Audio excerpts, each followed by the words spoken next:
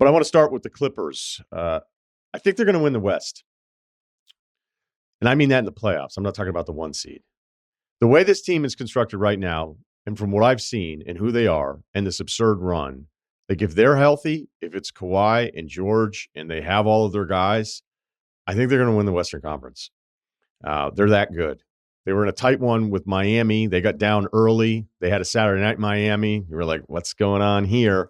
And then they completely took over in the fourth quarter and, a limited Miami offense without Hero in the game. There's also some Butler stuff going on. That was part of the broadcast of him saying like he needs to be more assertive when you look at his shot attempts. If you actually look at the game log, you're like, man, that guy's still putting up numbers because he gets to the free throw line so many times. But it also led to a separate thing where if I was really hurting for content, I might do what's a better approach? The Embiid approach where he cares about the regular season, wanted that MVP last year, wants the 30 and 10s this season, goes for it, then gets hurt. And then he gets criticized for maybe going for it a little bit too much. And it really has to do with the fact he doesn't have the playoff success. Or a Jimmy Butler who looks like for, I don't know, a month or so, you just didn't feel like he was super engaged. Even though if you just go game log numbers, I think there's a difference there between watching the Heat a lot and how well the stat lines look for Butler. Because there's just a lot of games with him where I'm like, he's sort of kind of out of it. Be like, oh, he got his numbers. And then he misses games on top of everything else. So I think I know, like, hey, maybe we should give the guy that plays the game with a ton of passion every single night as opposed to just warming up. And that's another reason why you look at the Miami offensive numbers and you look at some of the standing stuff. You're like, wait, I'm supposed to be afraid of you again just because of last year. But maybe that's all kind of baked into the Miami Heat experience. I know Terry's had a bit of a struggle adjusting to what that is. But anyway, look, the Clippers pull away in the fourth quarter. I am not going to do a rant about the Clippers being in the free throw bonus at 8:52 of the fourth quarter. I am not going to bring up the and ones from 3 for Harden. I'm not going to tell you I almost turned it off because it was raining. So what the hell else was I going to do besides write my memoirs? So look, man, there's another part of this too. We'll get to all of it. Paul George, I think he's turned the corner in the playoffs, at least the way I looked at him. 2018 Game 6 elimination game against the Utah Jazz. Thunder had no business, zero business losing that series against that Jazz team. He had a cool 5, 3, and 8 on 2 of 16 from the floor. That was in Game 6. They blew the 3-1 lead to Denver in 2020. Elimination game, obviously Game 7. He had a 10, 4, and 2. Those are totals, 4 of 16. But it felt like the 2021 series against Utah. Kawhi was out after the first 4 games, so missed games 5 and 6. That felt like it was all on George. That was a really good regular season Utah team. Gobert got worked a bit on all the different defensive things that they were asking him to do, protect the rim, and then race to contest to the corner. But George had some big moments in there where, prior to that, and I know that's not like the biggest series ever, but prior to that, I kind of had him in that Harden category of like, yeah, all right, cool, awesome, all-star game, dude. But like, what are you going to look like in the playoffs? So I feel better about George that way. Look, the Harden part of his playoff career, like he could have an awful playoff game and it will happen. But it won't matter because he's not going to be the number 1 guy like he was all the years in Houston or the number 2 guy with Philadelphia and then hurt with Brooklyn. So even if you get one of those absolute Harden duds where 5 minutes into the game, you go, okay, so we're doing this today. He could have that game for the Clippers. And if Kawhi and Paul George are out there, it's not going to matter as much. So they're 25-5 in their last 30. Kawhi's on pace to play the most games he's played in 6 seasons. But even though the numbers are really, really good, we're still not like quite peak crazy Kawhi numbers. He's 32 years old. His usage is the lowest since his 4th season in the NBA. So some of the numbers that even the analytics can turn into counting stats and usage and opportunity and everything. So he's not matching like his peak performance, but they're actually keeping his usage on the court down in these games because Harden having the basketball, of course, and George playing well as well. He's 45% on threes. And the defense from Kawhi, I didn't know that we were ever going to see this again from him. It was incredible for a long time. Then it was slipping. And then it was kind of reputation where you were like, what's going on with him? There are moments now through the stretch this season, I was like, is he just back to being that guy again on defense? The 45% on threes, he is one of 49 players this year shooting 40% or better on threes. 10 years ago, it was 24 players shooting 40% or better. Norm Powell, my main man Norm, always looks like he always has something he'd rather be doing on the court. I think that's just his disposition. As a non-smiler, I'm cool with it. He's taken under less than 10 shots per game. If Norman Powell was on a bad team, and it's the 18-shot rule, or if I look at a young player on a bad team, think Jalen Green, you're like, oh, okay, well, yeah, I mean, I know he got 24 a game this year, but he took 18 shots or more. So when you get to take that many shots, shocking, you get to score more points. Norman Powell could be like getting 26 a game for a bad team. That's how good he is offensively. And that becomes your fourth scoring option when it's the other three guys that are out there. And whether they want to go big with Zoo, Plumlee is serviceable. They also have Coffee, who they'll throw at you, who just runs around like a madman, wreaking havoc. They've got Man as an option. I mean, they have 5-person lineups that can go small where you're really worried about everybody with the ball in their hands. Powell's also shooting 40% from three. It's the number one three-point shooting team in the league. So why are you so certain? I shouldn't say certain, because every part of the season, different snapshots, but it's not a great health bet, okay? It isn't. So to say, I know right now the breakout video should not be the Clippers are winning the West, see you in June. No, things could change. Guys could get hurt, and they have guys that get hurt a lot. So we'll see. But you have to look at that in comparison to everything else that's going on in the West. So let's do that. Best three-point shooting team, the Clippers. The number 2 three-point shooting team, the Minnesota Timberwolves. Let's talk about Minnesota. They're 35-15. Technically, OKC is the 1 seed today because of division record. Then it's Minnesota. Then the Clippers a game behind that 1 seed. And then Denver's right there. So it's kind of these 4 teams that I want to talk about in those spots in the race for 1. Oklahoma City's not going to get that much attention as of right now because he did a huge deep dive on them not that long ago. So if you look at where Minnesota is, we could have some late seed hunting where no one's actually going to want the 1 seed. Or could we have seed hunting where they're looking for Sacramento more than they are Phoenix?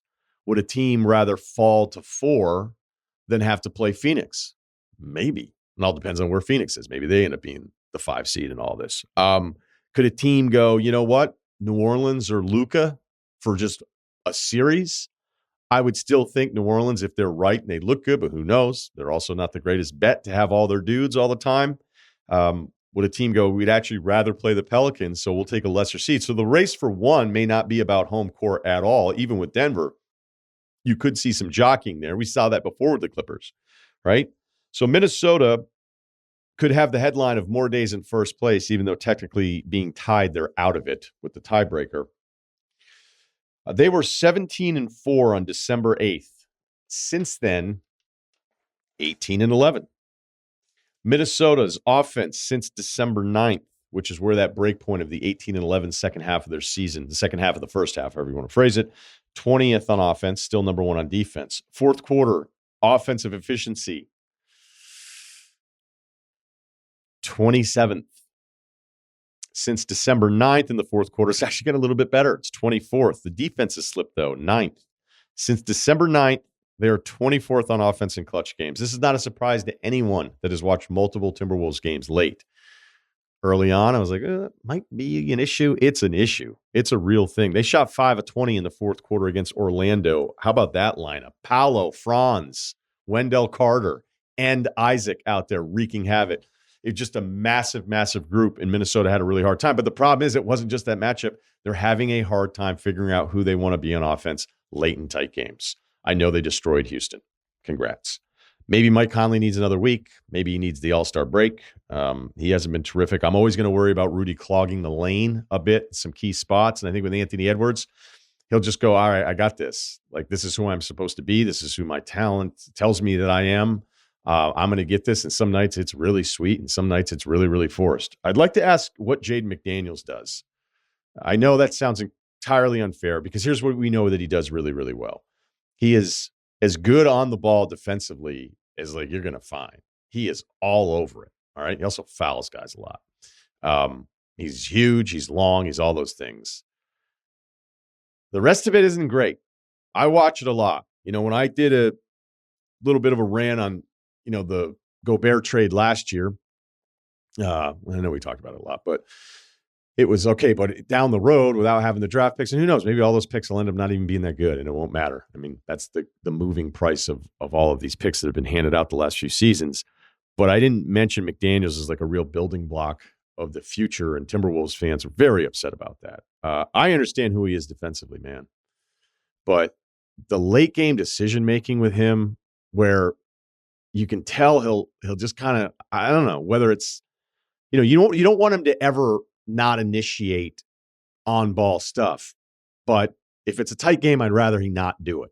And he'll just have a moment where he decides, like, I guess I'll just do this. And then there's a pass where you're like, what the hell was that? And then, of course, the foul against Paolo where they were ahead of the game and shot clock, so they were going to have a difference of about 5 seconds if they were able to get the defensive rebound. You never know. It's not a guarantee.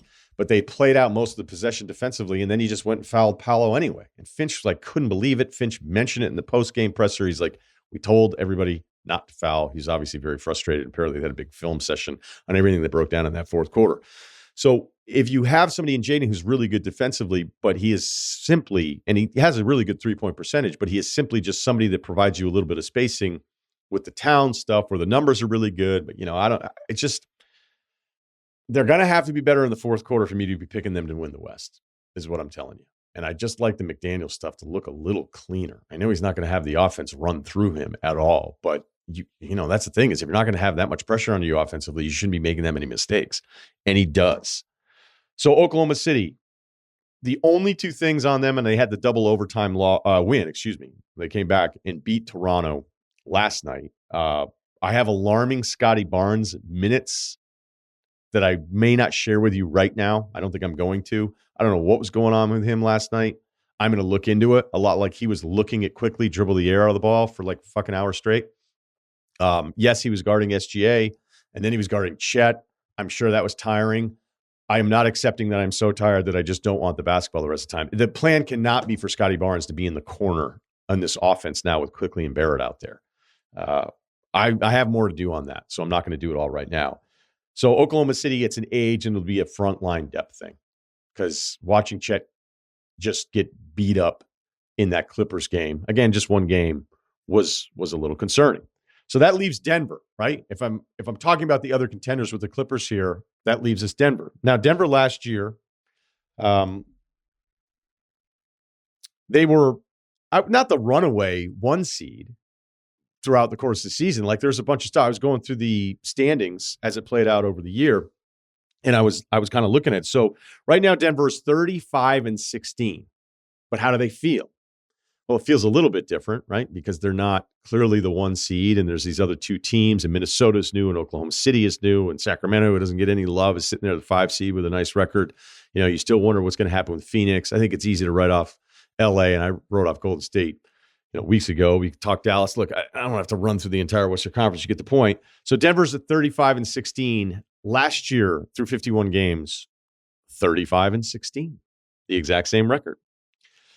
They were 3 games up on the 2 seed, wait for it, Memphis Grizzlies, who were 32-19. So everybody comes back healthy, add another draft pick. Maybe Memphis is good again next year. Very easy to not remember, or to forget it, a better way to say it. The West was just different. Sacramento was 5 games out as of the standings around this time last year. New Orleans had a weird little run where they were the 2 seed up until New Year's Eve. So is Denver different, even with the West being different? It's just with West, you're like, wait, what's up? Like, is Memphis actually going to be a 1 seed? Is New Orleans going to stay healthy? What's going on with Sacramento? Like, all of that kind of felt new too, right? Well, the offense last year for Denver was second in the NBA at 117 points per 100 possessions. Well, it's 8th this year, but it's actually better on offense than it was last year. That just keeps telling us how absurd the offensive numbers continue to get. Defensively, they were 15th at this time last year. This year, 12th, almost the exact same number. Last year, they were 14-12 on the road. This year, they're 13-12 on the road. So it's the same thing. Jokic is just as good. There's literally zero drop-off. You can maybe find a number if you want to, but the 4-year run of these numbers are off the charts. He took 15 shots last year. He's actually taken more shots this year at 17.5. I know that Minnesota is supposedly built to shut down Jokic. In his 3 games against them last year, it was 25, 10, and 13. That's what he's averaged. They have 3 more games against each other this year. It is going to be later. It's right like it's way at the end of the year. And then the playoff series, 5 games where it was kind of like, man, Minnesota kind of gave it to Denver there a little bit. He averaged 26, 12, and 9, shot 49 and 50% from the floor in 3, and had a 43, 11, and 6 game, and the only loss in that series. Now, visually, I'll concede it felt like with that size, at least there was just a way to make it harder on him. There's not a number in there that tells you they got his number, because they don't. So that's kind of where I'm at with it, with the Clippers. If I'm comparing it to it, I'm worried about Minnesota's offense. And again, I didn't do a lot on the Thunder here because I just did a huge segment on it not that long ago. And almost all of it is really, really positive. And they have somebody that's going to be able to get you out of a lot of bad possessions by just getting you a good look with SGA when that happens in the playoffs. Like the stuff that works for some players that I don't think is going to work in the playoffs, like SGA, have zero concern with that whatsoever. Although I'd say in that Rockets-Thunder series, when Chris Paul was still there, he didn't look like the most comfortable playoff guy, but he was a lot younger then, and it's all on him now. So I'd be shocked if all of a sudden he looked like Jalen Johnson in the playoffs last season, which is just an observation because I love Jalen Johnson now with the Hawks. So as I was watching the Nuggets last night, I'm like, hey, isn't it? It's the exact same. It's the same record. The stats are kind of the same, but the Clippers are there.